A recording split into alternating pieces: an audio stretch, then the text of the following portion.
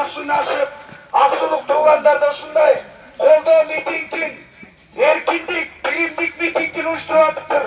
Барып жакшы сөзүбүздү айтып салым кошуп келейин деп Бишкектен берген отурган эжекеме сөз кезегин берейин. Тоголо чапыңыздар.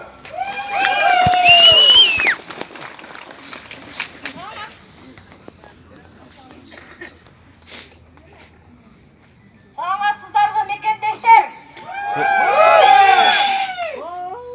Жаман айтып жакшы жок дейт. Мына алдыбыздагы бүгүнкү көчөтүп кеткен балага Куран окулду.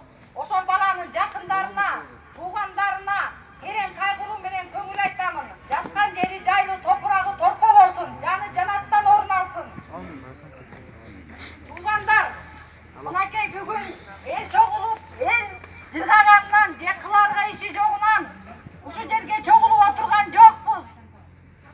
Бул элдин көкөйлөрү четтен күнүгө бирден болбосо дагы бир канчадан көкөйлөр көбөйүп жатат.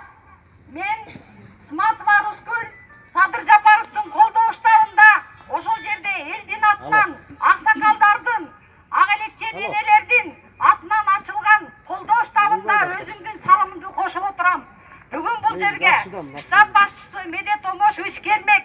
Ден соолугуна байланыштуу мени сиздерге ысык саламын айтып жөнөтүштү.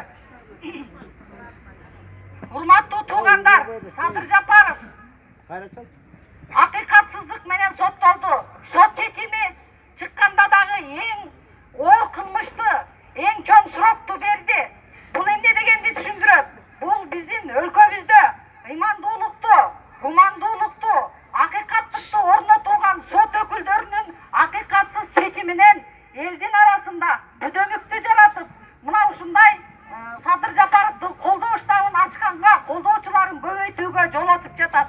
Сот өкүлдөрүбүз өлкөбүзгө мыйзамдуулукту орнотулса, мындай иш-чаралар болбойт эле. Мүмкүн ушундай мыйзамсыз кадамдардын артынан биздин президентке, өкмөткө жана эл өкүлү болуп шайлангандарга сөз кетип, эл караган беттерин жер каратышы мүмкүн.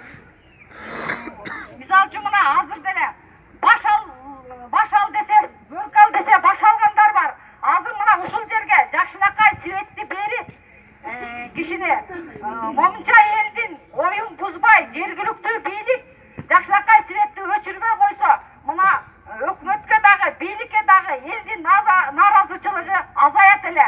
Биз эмне бул жерге төңкөрүш кылган келген жокпуз. Уруш чыгарган келген жокпуз. Мынакей кырсыктын башталышын айтып турган Садыр Жапаровду колдоп келип отурабыз. Бул жөн эле дал келүүлүк эмес. Бул кырсыктын болорун бир канча жыл мурун Садыр Жапаров айткан. Биз Садыр Жапаровдун тарапташтары, колдоочулары мыйзамдын чегинде, бардык мыйзамдын жолу менен мыйзамдуу иштеген эшиктин баарын тепкилеп келатабыз. Бирок тилекке каршы мыйзам иштебей жатат. Ошондуктан элдин нааразычылыгы күндөн күнгө көбөйүп атат. Садыр Жапаров бир эле Кумтөрдөгү коррупцияны чыгарган эмес. Мына ушул чегара, чеп курулбаган чегараны айткан, мегакомду айткан, этникалык кыргыздарды элине келип жашасын деп айткан ошол мыйзам иштеп атат. Муну эл душманы катары бийлик жактан болгон каралоого жол бербеши керек эл. Эл акыйкаттуу калыстыгын айтпасак, биз эмнеге анда ак караны чече албай жашап жатабыз? Мен ошон үчүн жергиликтүү бийликтерге дагы элиңерде жашап аткан элиңерди көз карашын түздөш үчүн момундай кылыктарды жасабагыла. Акыйкатсыз бул акылга сыйбаган иш светти өчүрүп коюп, ар бир эл күнүн жеткизет элдерге. Мен ошондуктан сиздердин ушул күнгө чогулуп Садыр Жапаровду колдоп келгениңерге терең ыраазычылык билдирем. Силерге кошулуп, мен дагы өзүмдүн Садыр